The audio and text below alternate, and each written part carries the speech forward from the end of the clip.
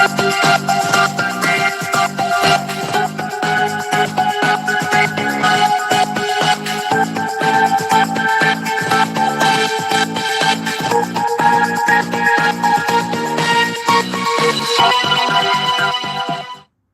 everyone, welcome to Skitz Music and Crime. Today we're going to be talking about inside the mind of an unaliver. I'm just going back to where I started before. So this out first. Okay. So, criminal psychologist Jim Watson Monroe and criminal anthropologist Dr. Accental joined Michael Usher to dive into the minds of some of the world's worst psychopaths, narcissists, and psychopaths. I said that already, and psychological paths to unravel the real reason behind their chilling crimes. 17 people unalive. Tim Watson Monroe. For the past 4 decades, he appeared inside the minds of some of the most deprived unalivers in Australia that he's ever seen, and he's going to tell us what he sees, what triggers them on that day. No sympathy, no remorse. Usually the public only ever sees a short clip of police interrogation. We're going to break down interrogations and the confessions of the worst, and give a fair stating insight in the games they play and what we used to catch them out. What you're about to hear and see could be a movie. It's a true story. It has the elements of a true Hollywood true crime and drama. In Florida, a hired escort turned unaliving wife, a complete and dramatic police operation and recorded video of a young newlywed and hiring a hitman to unalive her new husband. That is the incredible true story of the attempted unaliving of Mike by his beautiful wife, Dahlia. On the 4th of October 2009, as the sun began to set over Winter Beach in Florida, 28-year-old entrepreneur Mike, whose wife was out of town, decided to hire an escort for the night. 35 minutes later, 26-year-old Dahlia Muhammad showed up. Just 2 weeks after their first acquaintance, Mike filed divorce from his wife of 7 years and proposed to Dahlia with a $20,000 engagement ring. She said yes after one night stand with an escort, falls in love, and then leaves his wife, and I'm sure she was character at that point. And then when she got her hooks into him, the real girl comes out 6 months later. These interviews would be the first of 15 times that Dahlia would look directly into the hidden camera. But not only is she being secretly filmed, but when home, a cop is pretending to be a contract unaliver. She's a psychopath, and it's extraordinary footage. The police bailing her in. She's reeling in the undercover guy, thinking that he's a hitman. She's a narcissist and a cold-blooded, calculated fool. She's more concerned about her image than the fact she's going to have her husband unalived. She's playing a role like the little girl. She's plotting to unalive her husband. She's playing both of them off together. She's flirting with the hitman while plotting to unalive someone. It's really quite extraordinary. She's covering her tracks. She doesn't want any mail. She's haggling over money. She's very clear on what her objectives are. Underneath it, you have a calculated narcissist psychopath. It's to understand her motive for unaliving. Let's go back. Public Dahlia played the role of loving wife in private. She wanted out of the quick 5-year marriage. Her initial plan was to frame her husband Michael as a drug dealer with an existing criminal record. He would go to jail and she would be free. She's willing to do anything to get what she wants. She wanted this lifestyle that she thought that Mike seemed to offer her. She saw him as a target from the beginning. She thought this was a quick, easy, let me marry him and he will be gone before. Dahlia allegedly planted drugs in his car and anonymously rang the police. When Michael became suspicious, she diverted his attention by telling him she was pregnant. He was excited she was lying. Next, she got in contact with the ex-lover, Mike Stanley, the guy she had dumped on 3 separate occasions, yet managed to reel him back again with using a text. Babe, I miss you so much. I want to have sex. Call me XOXOXO. She got Mike She got Mike to oppose as a boiler ring her husband and give him the misleading legal advice to resolve his problems, because he needed to transfer the house in his wife's name. In astonishing news, Mike agreed. Darlinger then turned into another ex-lover, Mohammed, and asked him to hire another hitman and unalive her husband. Mohammed told the police, and they moved mountains to track Darlinger. She stands to make a lot of money through his passing. He's already signed over the house, and when he passes, she gets a lot more money. Darlene left her car, believing her husband would be unalive 2 days later. At 5:53 on Wednesday morning, she went to the gym as ordered. Police then knocked on the door and gave her husband the chilling news of his wife's intentions before whisking him away. 1 hour later, Darlene was called back to the house by Sergeant. Everything about the crime scene was fake, except for the news camera, which captured the entire incident. She's probably practiced in the mirror many times, preparing for the moment when she gets told her husband has been unalived. Now detectives know the police interview is going to be crucial in Darling's trial. Remember, Darling's still playing the woman who believes her husband just has been poo-pooed. Police officer have to play along to get as much evidence as possible. The police have to play along to get to the point where they have enough evidence to take this to court and be successful in a conviction and pull that moment when they really shook her. So I'm just going to play a video, guys. Hopefully this one will work. Having problems before with it. Yeah. Yeah.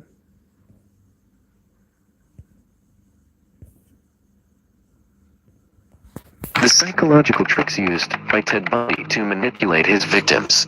Ted Bundy is one of the most infamous serial killers in American history. No manipulation. Let's dive into the chilling story of how he used psychological tricks to deceive his victims. Ted 4th, 1946, in Burlington, Vermont. His childhood seemed normal on the surface, but he struggled with deep-seated identity issues. Raised by his grandparents, he believed his mother was his sister, which caused significant emotional turmoil. Despite these challenges, Bundy excelled academically and even studied psychology at the University of Washington. In the 1970s, Bundy began a horrific spree of murders, targeting young, attractive women. He was a master manipulator, using various psychological tricks to lure his victims. Bundy often pretended to be injured, using a cast or crutches, to appear harmless and in need of help. This ruse allowed him to gain the trust of his victims and lead them to secluded areas where he would reveal his true intentions. Manipulation tricks used by Ted Bundy. Trick number 1. Feigning injury. Bundy often pretended to be injured, using a cast or crutches to appear vulnerable and gain the trust of his victims. This made them feel safe enough to help him, which he then exploited. Trick number 2. Charismatic approach. He used his charm and good looks to disarm people, making them feel comfortable and less suspicious of his intentions. And even wearing glasses. This made it difficult for authorities to identify and catch him. Trick number 4. Using authority figures. In some instances, Bundy impersonated authority figures like police officers to gain control over his victims. This trick allowed him to command respect and compliance from unsuspecting individuals. Trick number 5. Luring with false promises. Bundy often promised his victims things like rides, assistance with carrying items, or even job opportunities. These false promises lured his victims into a false sense of security. Trick number 6. Exploiting sympathy. Bundy would often act confused or disoriented to play on the sympathy of his victims. This tactic made them more likely to approach and assist him, setting the stage for his attack. Trick number 7. Adapting tactics. Bundy was known for his ability to quickly adapt his tactics depending on the situation, whether it was changing his approach or creating new lies. His flexibility made him incredibly dangerous. Ted Bundy's story is a terrifying reminder of how easily charm and deceit can mask the darkest of intentions. The psychological tricks he used to manipulate and control his victims are chilling examples of human depravity. Remember, such evil can hide behind the most innocent faces, even a neighbor or friend. Stay cautious and trust your instincts. Join us next time as we delve into the mind of another notorious serial killer. See you in the next part of our serial killer series. 16 minutes later, it is at this point you can see there's a little switch in her head going in another direction, thinking, uh-oh, I've really blown it. She's scrambling for which personality to play. She's going to stick to her story, may whatever comes. Darlena continues to play a role and never breaks character, not even when the police try to shook her by having her supposedly unalived husband stand in the door. It is a true trait of narcissists. They never can say never. They never give in, and they never gaslight one or shape your reality to suit their reality. Their poker face lie not saying that black is white all day long, and you come to believe it. You're available enough. She's a monster. She's been doing this her whole life, and she's used to the minority of people falling for it. And she surrounded herself by people who were going along with this and gave her what she needs. Well, a crime like Darlene's is once in a lifetime opportunity for criminal prosecutor. Darlena was a woman who, at a very young age, learnt that she could use her sexuality to get men to do whatever she wanted. This sort of person more often described as a black widow, like a black widow spider. In April 2011, Darlena went to trial. Her defense was bizarre. The lawyers claimed Michael was a fan of reality TV and the verdict higher plot was a hoax just so he could get on television.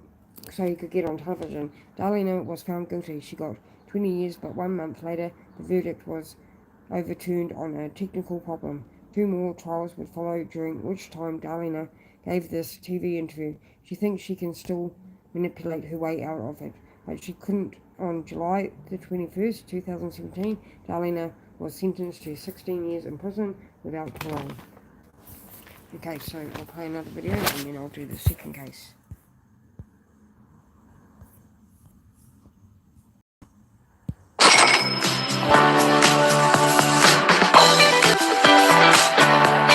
We take you inside the mind of one of the most evil men in America. He's a notorious and admitted serial killer. And in the last 48 hours, his story has come to a dramatic conclusion. We got a rare and chilling interview with him for our series, Crime and Punishment. The first time I killed somebody, and it was such a rush.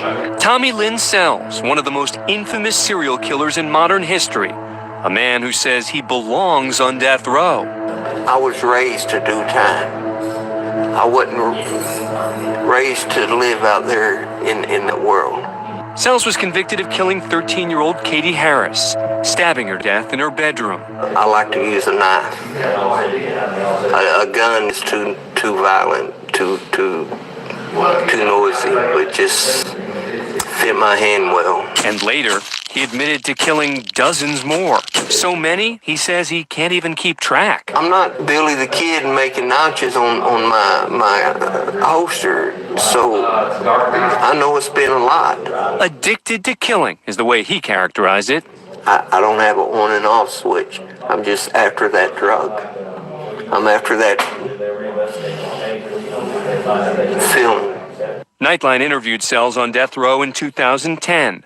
One of the rare glimpses into the mind of a serial killer. It's complicated.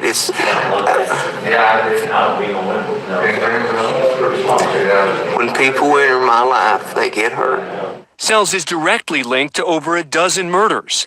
The drifter's vagrant lifestyle helped him elude police for nearly 15 years as victims turned up from coast to coast. When you look at me, you know what hate is, because I don't know what love is. 2 words I don't like to use is love and sorry, because I'm about hate. His methods for killing were as random as the people he targeted. He raped many before cutting their throats or beating them. Stabbing others, he strangled some. A lot of jerking, a lot of movement. It's a physical, you become part of it. And described it all with seeming detachment from the horrors he caused. I don't have no feelings. No more. No emotion, no. And no remorse. And I like to watch the eyes fade, the pupil fade. It's just like setting their soul free. We asked Sells what would happen if we said something that angered him. If we was in a fight and get your head down in the concrete, then so be it. But well, what do you think happened? It cracks like a coconut. So how did he become this monster? Sells blames much of his murderous rage on sexual abuse he says he suffered as a child. I think every time I killed that guy that molested me all them years. I seen that in my mind over and over. Yet children were among his victims. I didn't want him to live through the pain I lived through. I tried to get in this door right here. It was Katie Harris's murder that finally ended his killing spree. 2 days later, Tommy Lynn Sells walked police through the crime scene. And I opened the window all the way up, well, about like this. And that's how it is. We kind of stayed up a little later, and we got in a little fight about where we were all going to sleep. We laid there and talked a bit. We talked about, at the time, like Britney Spears and NSYNC. Crystal Searles, 10 years old at the time, is one of his few survivors. She was sleeping over at Katie's house that night. More than a decade later, it's all still fresh in her memory. I woke up startled a little bit and out of nowhere, and I was kind of confused to a loud noise. I woke this girl up. Her friend Katie was asleep on the bottom bunk. I cut her bra. And I could see that there was this scary older man that I'd never seen before. I stabbed her here. And then she jumped back, and then I cut her like this right here. He had a hand on her mouth and the knife on her neck, and she's looking at me, and he just cut her throat, and she fell to the ground. She fell down right here. 13-year-old Katie Harris lay dying on the floor. He was about to shut off the light, and he looked one last time, and he noticed that I was there, and he didn't hesitate at all. I mean, just shut the door, came right back towards me with the knife. And I walked over here and I went like this. The only thing that he said is, move your hands, because I had him up here, and he reached over the top bunk and cut my neck. Sells sliced Crystal's neck, severing her windpipe and grazing her carotid artery. I am very sure he thought he killed me. Crystal Searles identified Tommy Lynn Sells as the assailant. To be honest, he seemed blank. I mean, there was no emotion. Psychopaths are individuals who lack conscience, they lack remorse, they lack guilt, and that's one of the reasons why they terrorize society so much. Experts like Dr. Adrian Rains say Sells offers a textbook example of the mind of a serial killer. He's been studying how and why the adorable little boys pictured here turned into brutal killers. Could it have been the makeup of their brains? It's biology coming together with environmental insults which raise the odds of an individual becoming a violent criminal offender. Recent research evident in the brain that killers. Molecular genetics and brain imaging techniques, but we minds of murderers really for the first time. But for some of the families of his victims, ending that brain function was what was important. Sells was on death row for more than 13 years. The most recent delay over the exact makeup of the drug cocktail. This case is completely baffling, it's violence and literally just total madness. In 2012, Jerry Murray college dorm and asked Sanjos to drive him to a nearby supermarket, but instead of picking up supplies, Jerry Murray pew-pewed. Sanjos died one of the strangest thrill unalivings the sheriff's team has ever seen. So when the interrogation was played on YouTube by the JCS psychiatric, what does pretending to be crazy look like? The Oklahoma sheriff is trying to get Jerry Murray on tape, saying he planned his college dormmate's unaliving. That will give prosecutors every chance of convicting him of unaliving. Otherwise, he knows almost certainly he will be found not guilty by reason of insanity. Everything he says to Jerry Murray is important to him. The difficult question he pauses, contemplates, because he's trying to keep control of process. Again, you don't get this with people who are insane or out of touch with reality. All we are seeing is premeditated. 5 days prior, before he selects the victim, 2 days before he has a crack, the victim's not there, and he goes to high detail about what he did and why he did it. Most people who are, crazy are generally disorganized. This guy's very organized. He's organized a pew-pew. He set up the ambush. He thought about it, fantasized about it for a long time, planned it in detail and carried it out. Planned how to get away with it. The boy, for 35 to 40 minutes, begged for his life, and every time he would do that, James would take the clip out of the pew-pew and would hand him a bullet to calm him down. He did that the entire time until he got ready to unalive him. He heard him making gurgling noises, so he pew-pewed him a third time in the head again and rolled him down the ditch and covered him with leaves and twigs. He was born August the 7th, 1994, and he was a good little boy. He was my good drama king. He was a ABC student, more as he was really sweet, but dumb as a box of rocks. The kid had no common sense whatsoever, but he loved everybody and everybody loved him. His mum gets this message, so she calls Ayers County, the sheriff's office, and they said, well, madam,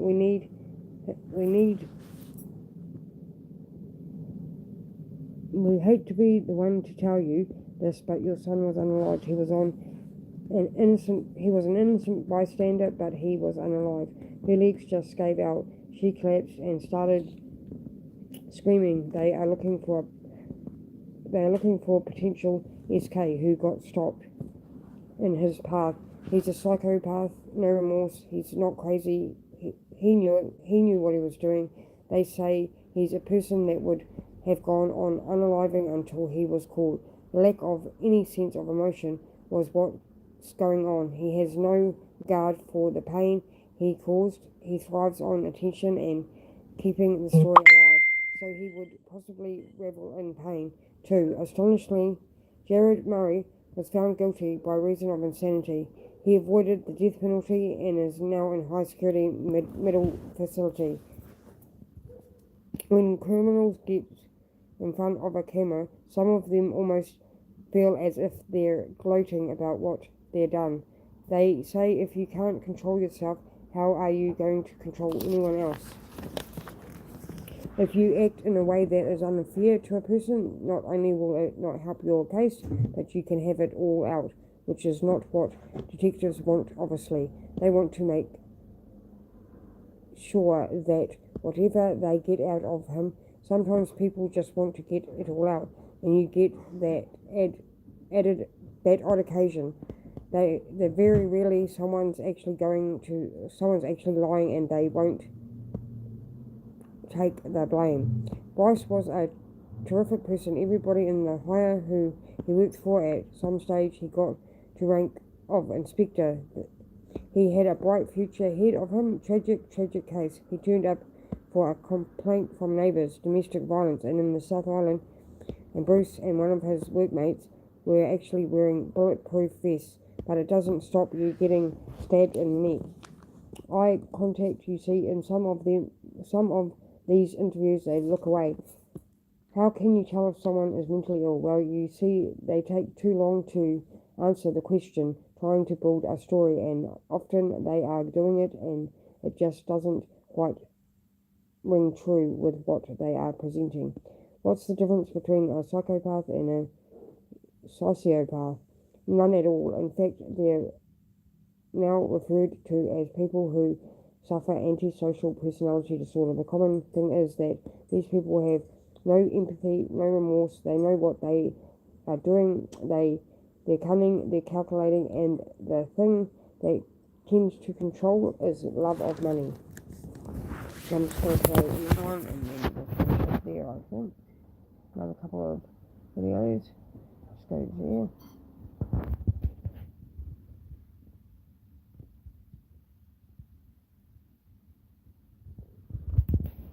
Okay, so Hi, New Zealand. Killer. It's been the subject of countless books and movies and TV series, but just what possesses someone to take a life? Let's find out. Please welcome clinical psychologist Dr. Gemma Russell to Studio 10. Thanks for coming in. From murdering one person, I suppose, from taking the lives of many people, I mean, how does that differ in the mind of a killer? What makes someone a serial killer rather than just a singular killer? I guess murder is a very complex behaviour, and when we're trying to understand it, it occurs so infrequently. We're talking about murder of one person versus the extreme of mass murder or serial killing. So to put it into an Australian context, that occurs probably between 1 and 2 people in 100,000 in Australia. Okay, so it's reasonably infrequent. But if we're thinking about that, it's still devastating. Every single time it happens, it's horrific. So from my experience of assessing and treating offenders and violent offenders in prison, we think about it as having 6 major risk factors that we identify in the minds of these killers. Okay. Now, these 6 risk factors can occur in differing degrees in their minds, but they tend to have some commonalities between these risk factors. So the first one is they tend to have antisocial attitudes, beliefs, and values. So these can be things like violence is okay, or I can control others with violence, or I get respect by asserting my violence. However, this is not universal. If we're thinking this is one of the factors. The second one is about thinking about the pro-criminal associates that they have. So this could be explicitly gang members, that they could be their friends, or it could be more subtle. So friends that condone beliefs such as control your woman. You say, Dr. Russell, you say this in such a calm, sort of measured manner. And inside I'm thinking, because you meet with a lot of these people in jail, you try to help them. Would you say that you mentioned those particular factors there, but is there something that you could say someone is born to be bad or born to be evil and to be a killer? It's not predetermined. Okay. So from my experience, it isn't predetermined and people aren't inherently evil. Mm-hmm. What we're thinking about is a complex interplay between a nature-nurture argument, mm-hmm. right? So we might have biological components like personality, mm-hmm. Mm. As well as exposure to experiences that set somebody up to believe that violence is okay and that's the way they're going to operate in the world. Mm. Is there a pattern in serial killers? I mean, do they have a particular traits that identify them as this kind of killer? So if we're talking about personality is a significant risk factor in violent offending and more extremely murder and serial killing. So if we think about psychopathy, which is a cluster of personality traits, these specifically place people into 2 factors. So the world-renowned expert Dr. Hardy has identified that there are 20 traits, but they fall into interpersonal and affective deficits, so they can be manipulative, charming, low emotional regulation, thinking about those interpersonal, and then we've got the antisocial, right? So the antisocial are more around irresponsiveness, poor behavioural control, impulsiveness. It's the combination of these 2 factors that place someone at risk of psychopathy. But would I know? I mean, if I met somebody with all these traits, would I instinctively know that this was somebody that might be harmful to me or to someone else? I guess the answer is no, probably not. Why? Because of the charm? Because of the charm? These people are very, very clever often at being a killer. There's a psychopath checklist, isn't there? There is. Wasn't it a psychologist who did this back in the 70s? And but a lot of us normal people, these attributes, aren't we? That's true. So at what point do you become a psycho? I mean, which of us is a psycho?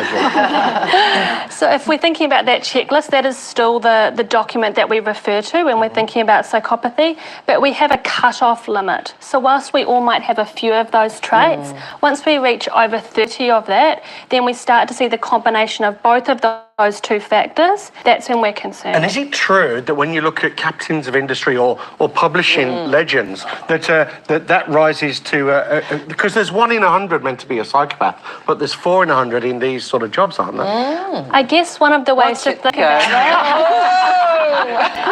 I don't know why you were reading into that, Ita. Well, not every psychopath goes on to become a serial killer, is that right? That's true. So we may not have the antisocial part of it, so that's factor 2, and perhaps more dominant in factor 1. So we have our snakes in suits, essentially. So those are our productive... Snakes in suits.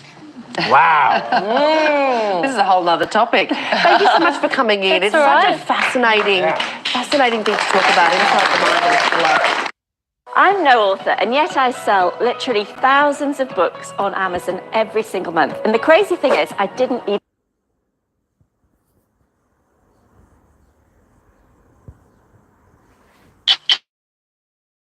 Extra minutes. Hi, it's Saturday, 8th of March. The reason I'm doing this video is because on Monday... Is this Clarice? An international crime and a high-profile suspect. Joran van der Sloot is in custody tonight, suspected of killing a young woman in Peru.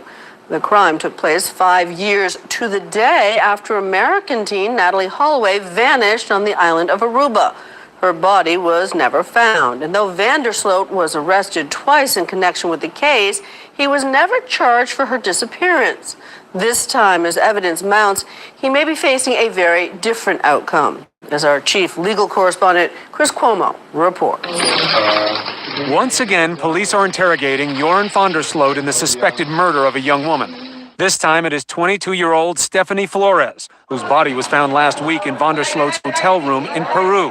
And once again, he seems almost too calm, as police search his belongings, finding cash in many currencies, a laptop, and some photos. Investigators ask, "Where are your credit cards?" In broken Spanish, Joran replies, "I have those back at my hotel in Santiago. I went up to my hotel room and I saw of these things on the internet, and I had to leave quickly." He doesn't look disheveled, doesn't look disturbed.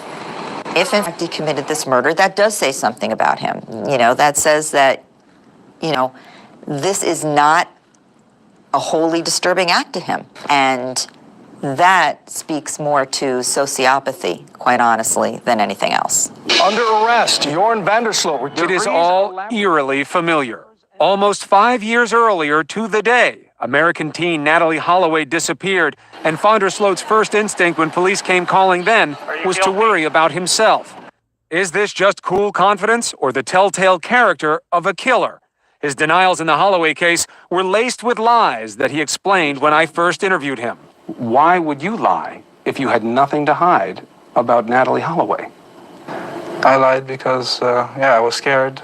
I had a girlfriend at the time. I didn't want my dad to think bad of me. I didn't want my friends to think bad of me. Why not just tell them the truth? Why didn't you? I didn't want anyone to know. I didn't want anyone to know I left her at the beach. A lot of thought went into this fake story. Do you understand why that would be troubling to people? There wasn't actually a lot of thought in it at all. It was basically making it up as you come along. An unusual instinct to make up a story instead of assisting in the search for young Natalie. A decision that the then 17-year-old described as driven by self-interest. Innocent people don't usually sit around when people are just looking for a young woman who's missing and think up how to lie about it. Well, at one point I thought I was way too deep into it, and it was too late to go forward and tell the truth, because then you would look bad. You would look guilty. So now at this point we have to stick with the story. If not, they're going to think we had something to do with this. My beautiful, intelligent, and outstanding daughter, who I haven't seen for 36 days and for whom I will continue to search until I find her. He also seemed unable to empathize with the Holloway family, who were hostile toward the last person to see their daughter alive. They show up at our house, screaming, cussing. I mean, the way they were putting pressure on us, just made us probably made us want to lie more because we seemed like we were in big trouble. Even though they may have been hostile toward you, they were searching for a girl who hasn't been found. They were searching for a girl that wasn't found, but... And you lied to them about it. And I lied to them about it, but how they acted towards my family and my friends is not a normal way that normal parents would go about if their daughter was missing. A confusion that led to his contempt for Natalie. What would you say to Natalie if you were still able to speak to her? If I were to say her, if she were to be found tomorrow, I think I'd hate her. I'd hate her, and I'd hate her. Yes, I'd hate her if she really ran away from home. If she did something like that, I'd hate her. Over the years since the Holloway case, people close to Joran say he has changed for the worse. The one-time aspiring student started traveling the world in search of seedy casinos, poker tournaments, drugs, and trouble. Indeed, when I spoke to him just later that year about the case against him coming to a close, he seemed to ignore his responsibility and seemed annoyed at ever being put in this position. When you think about fair and unfair, how do you see your situation in this whole dramatic scenario? I think for a lot of parts I've been unfairly treated because I have nothing to do with this, and a lot of people seem to think I do. An arrogance that was in full flower in this incident with Dutch crime reporter Peter de Vries. Joran throws wine in de Vries' face after a talk show appearance where de Vries voiced suspicion about Van der Sloot's story. But de Vries would get the last laugh with the help of an ex-con named Patrick van der Eem, who had befriended Van der Sloot. The two set up a sting. They rig an SUV with hidden cameras, and after Joran returns home after his second arrest in Aruba, he is ready to talk to his new friend, apparently admitting how Natalie died. Once again, it was all about Joran. Did you try to resuscitate her? Of course, I tried everything, man. I tried to shake her. I was shaking. I was like, what's wrong with you, man? I almost wanted to cry. What the happened to me? Van der Eem saw his friend as oddly lacking feeling. Do you believe that he was that indifferent, that he cared that little about whether she was alive or not? This guy has no emotion, no feeling. Something that really came across when Joran seemingly admits to not knowing if Natalie Holloway was even dead when he decided to dispose of her body. I'm asking you, how were you so she was dead, man? I was sure.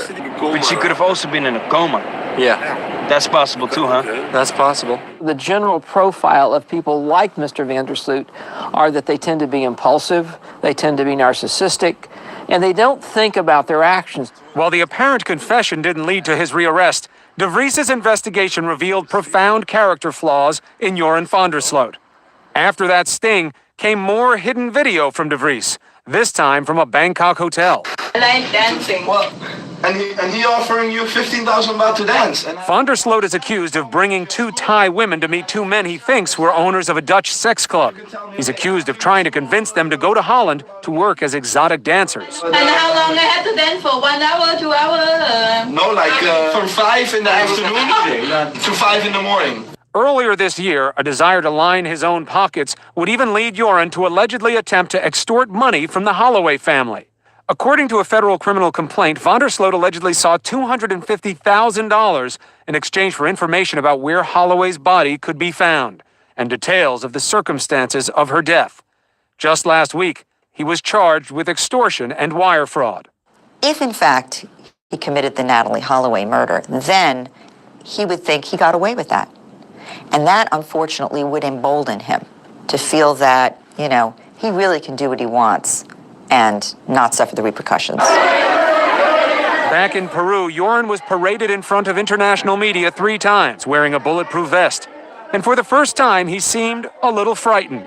One can only imagine that his concerns begin and end with his own fate. This is Chris Cuomo for Nightline in New York. Extremely rare that a serial killer is caught. And that's all we've got time for. Thanks again for coming. Don't forget to like, share, and subscribe.